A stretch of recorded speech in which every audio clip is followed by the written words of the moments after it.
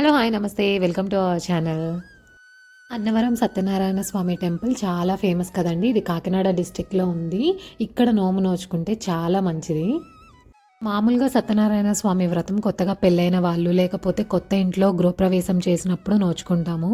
అలా కాకుండా మనం ఎప్పుడైనా ఏదైనా మొక్కుకున్న స్వామివారి టెంపుల్కి వచ్చి మనం సత్యనారాయణ స్వామి వ్రతం అనేది చేసుకోవచ్చు.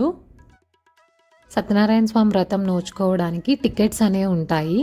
అవి 300 నుంచి మొదలయ్యి 2000 వరకు కూడా ఉంటాయి టికెట్స్. 2000 అయితే ఏసీ టికెట్. అది ఏసీ రూమ్లో మనకి టెంపుల్కి దగ్గరలోనే మనకి వ్రతం అనేది చేపిస్తారు. 300 rupees fee, 1000 rupees fee, 1500 rupees fee, ఇట్లా డిఫరెంట్ కాస్ట్వి ఉంటాయి. ఇంకా అన్నవరం సత్యనారాయణ స్వామి ప్రసాదం అయితే చాలా ఫేమస్ కదండి. అది మీలో చాలామందికి తెలుసు.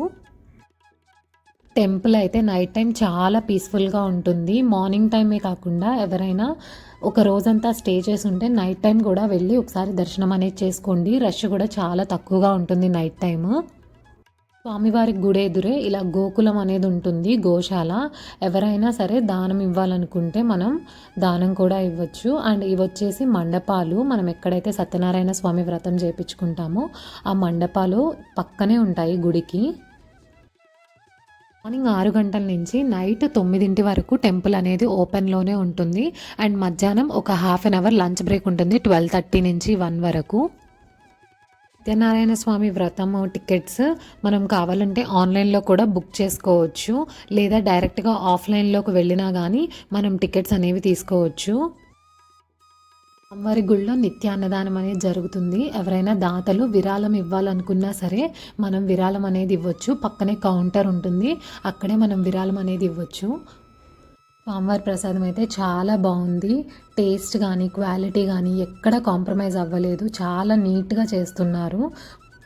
అన్నప్రసాదం ఓన్లీ అరిటాకులోనే పెడుతున్నారు. ఇంకా ప్లేట్స్ కానీ అలాంటివి ఏమీ లేవు. అరిటాకులు మాత్రమే యూస్ చేస్తున్నారు.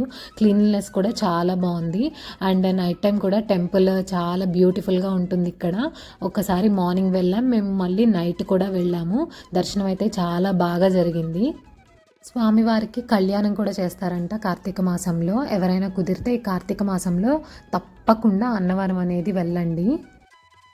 స్వామివారి గుడికి వెళ్ళే మార్గంలోనే కింద చిన్న చిన్న టెంపుల్స్ కూడా ఉన్నాయి.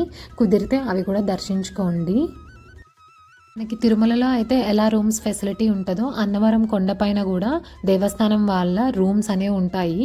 కావాలంటే అవి కూడా ఆన్లైన్లో మనం బుక్ చేసుకోవచ్చు. లేదా ఆన్లైన్లో బుక్ చేసుకోకుండా సడన్గా వెళ్ళినా కూడా అక్కడ రూమ్స్ అనేవి అవైలబుల్గా ఉన్నాయి. ఆఫ్లైన్లో కూడా మనకి రూమ్స్ ఇస్తారు. 100 రూపీస్ రూమ్స్ ఉన్నాయి, ఇంకా 500, 1000 రూపీస్ ఇలా డిఫరెంట్ కేటగిరీ ఆఫ్ రూమ్స్ కూడా ఉన్నాయి. ఎవరైనా రూమ్స్ కావాలంటే దేవస్థానం వాళ్ళ రూమ్స్ ఉన్నాయి పైననే.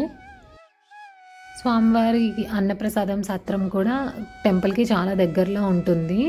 అండ్ ఇంతే కాకుండా ఆఫ్టర్నూన్ టైమ్స్ చాలా రష్ ఉంటుంది ఇక్కడ. క్యూ లైన్స్ కూడా చాలా ఉన్నాయి. క్యూ లైన్స్ నిండా ఉన్నారు.